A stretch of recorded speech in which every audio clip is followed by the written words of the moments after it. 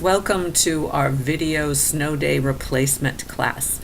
I have in the past used a tool called WebEx, which would allow us to have a seminar remotely via your laptops, but it didn't work very well. Some students were not able to get into the session, so I decided that we would try this instead. First of all, let me tell you what's going to happen with our syllabus. We're going to keep up as scheduled, which means that the next time we meet, which will hopefully be this Friday, we will be doing exactly what's on the schedule.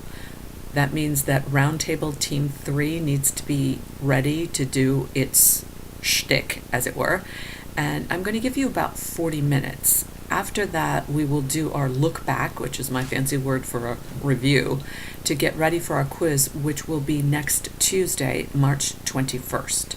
So I do expect you to keep up with the readings, and today what I will do is cover what we would have done in class. I don't want to lecture since this is a seminar class, but I will highlight for you the things that you should be thinking about, and we'll work on them when we get to our review on Friday. So the portion that you were to read was the second half of Merton's autobiography. And we begin the story where he's with his friend Bob Lax. We talked about Bob Lax last time. And Bob Lax likes this particular library at Bonaventure College. Bonaventure College is a religious school. It's run by the Franciscans. So they stop there. They're on a road trip, and they stop there just so Bob can use the library. Merton is so freaked out, he won't get out of the car. So we need to think about why that is. Merton says that he's scared of the presence of the nuns and the priests. He describes himself as a citizen of hell, and he's freaked out because they're kind of the antithesis of what he thinks he is. And he talks about there being too much quiet, too much cheerfulness, and what he calls a pious optimism. So I want you to think about what this means. What does this tell us about where Merton is in his head?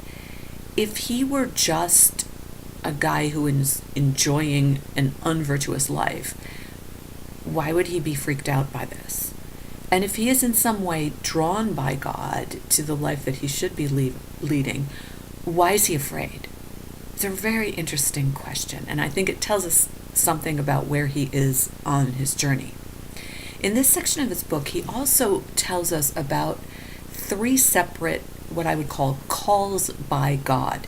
For those of you who have read Augustine, we talked about some events in his life where it was very clear that God was sending him a message. We see the same thing with Merton. One is when he's moved to live in a little apartment behind the Columbia Library. He's working on his master's thesis, and he talks about an almost physical push to go look for a priest. And this seems to be coming from within him, but he describes it as almost physical. He's so compelled, he almost feels like God is pushing him literally.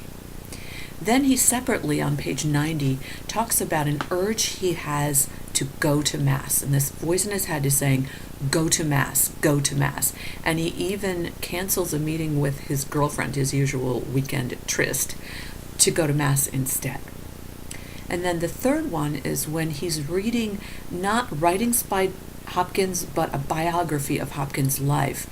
And Hopkins is talking about his own hesitation to convert to Catholicism. Merton, reading about this, hears in his head the voice, "What are you waiting for? Why are you sitting here?" And he describes this voice as becoming absolutely unbearable.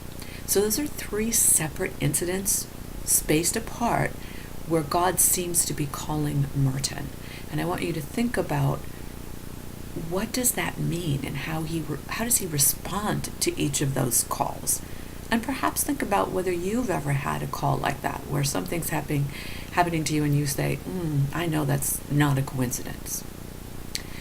Also in this section, Merton talks about art, which I think is a really interesting thing for us to look at. He describes it as a form of contemplation, and he actually says that it involves the action of the highest faculties of man. That is an exact quote. This can be found on page 86. We have previously talked about other activities, and I want you to think about this. that perhaps open us up to God, that are in a way a form of contemplation.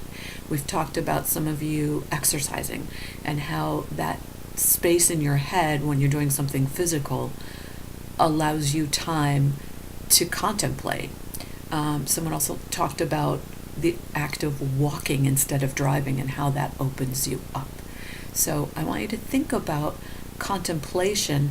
In this case, Merton is talking about something that actually isn't mindless. It's something that requires a certain headspace, a certain level of concentration. So can you find activities like that where you're concentrating in a very deep way that causes you to open up your mind in a new way? I think that would be a fun thing to talk about. Merton also talks about different authors who have impacted him. We talked about this a little bit in our last class, and that's why I put his autobiography in the section where we talk about education. Education has a lot to do with why Merton ultimately decides that he wants to be baptized and become a Catholic. One of these authors that's mentioned in the section is Blake. Blake is an English poet. And the first time that Merton reads him, there's a lot of his poetry that deals with love. So Merton thinks initially that he's talking about romantic love. And a lot of Blake's poetry is kind of harsh. He talks about harlots and such. Now, when Merton goes back to read Blake again, this time he comes to understand that what he calls natural love, we might call it romantic love, is not at all what Blake was writing about. That was, in a way, a sort of code word for what he was talking about, a sort of deeper, wholesome love. And in fact, Blake was complaining or decrying the fact that love had become confused with lust in his lifetime. So I want you to think about what kinds of love are wholesome and what is Blake really talking about. Another author who impacted on Merton is Joyce. And Joyce tries to capture the whole idea of the Irish Catholic family. So Merton is impacted by reading about priests and about Catholic family traditions.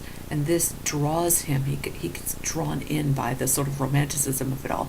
But he also recognizes that these people have something that he doesn't have.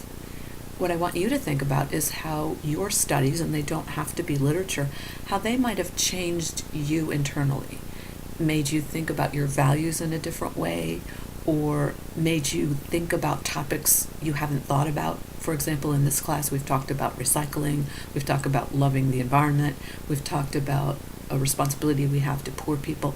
So maybe you've had experiences like that in other classes, and I'd like to talk about that. Merton also spends a lot of time talking about virtue. You can find this on pages 87 and 88.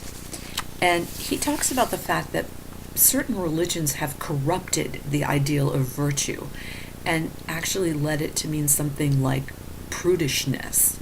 But he goes on to say that they were hypocrites. They said, oh, you should live this deeply virtuous, prudish life, but they themselves weren't living up to their own standards. He says that his definition of virtue, or Christian virtue, is the soul's union with God. And that to me sounds a lot like Augustine. So he takes this a little bit further, and he sounds a lot like Aristotle when he says that virtue is necessary for joy. I'm curious to know if you agree with that. If you're going to be really, really happy, do you on some level have to be virtuous? Not prudish, but actually virtuous in some way. Merton also at this point, as he's thinking about virtue, starts what he calls dreaming of a mystical union with God. But then he criticizes himself. This is obviously looking back, and he says, at this time when I'm having this great idea that I'm going to have a mystical union with God, I did not even keep the simplest rudiments of moral law. And he describes himself as stoking the fires of the argument with scotch and soda. Back in 201, when we talked about Augustine, his great addiction was sex. For Merton, he's really struggling with alcohol. I don't think he was an alcoholic, but I think he turned to alcohol as a way to sort of dull this screaming that was going on in his head, where he was actually fighting himself. So an interesting question is, do we all have things that we turn to? Maybe video games, maybe being the couch potato. Do we all have our own little addictions that we turn to when there are things going on in our head that we just really don't want to deal with? Then, much like Augustine, Merton goes on to talk about the desires of the flesh, and we know that Augustine really, really struggled with that. Merton kind of takes it to another level because he talks about what would be normal desires, and he's talking about things that are not sinful, but he also finds them to be perhaps a distraction. He says, for example, that we have the desire for comfort. We want to be warm and cozy. We don't want to have to go outside and shovel snow. No, I don't want to. And we have a desire to have the respect of other people. These things in and of themselves, he says, are not sinful, but they can distort our moral judgment. The desire to please other people can lead us to do things that maybe we wouldn't have done otherwise. So I want you to think about, are there instances where you, or perhaps someone you know, felt compelled to do something that really wasn't in keeping with your or his or her morals because it was more comfortable or because that's what people expect me to do? That's what he's talking about. He's not talking about sinfulness, but he's talking about sort of being led off the path. When Augustine finally does listen to that voice in his head and go to Mass, I want you to think about what he learns. He notices that there are people from all walks of life there, and I think there's a kind of unifying thing. Like, he's a great intellectual, but he's in this room with a bunch of very ordinary people, and he finds himself as one of them. He also marvels at the history of Catholicism and talks about it having a unified, constant belief and a tradition over the centuries. He seems astounded by the fact that Jesus was not just a man, but was also God. And as he's experiencing this Mass for the first time, he suddenly realizes that in his life, he has heaped sin upon sin upon sin within his own soul. And he specifically says over the past 5 years, which means while he was at school. So it's kind of interesting that that period of time at school was the time when he sort of sunk down morally, but it's also the time when he had his great awakening. He almost flees out of Mass. He says he kicked himself out, and yet he describes himself as suddenly happy and at peace when he's back out on the street. Why is that? I think it's a very interesting question for us to examine. He still resists, even though he's found this happiness, this peace.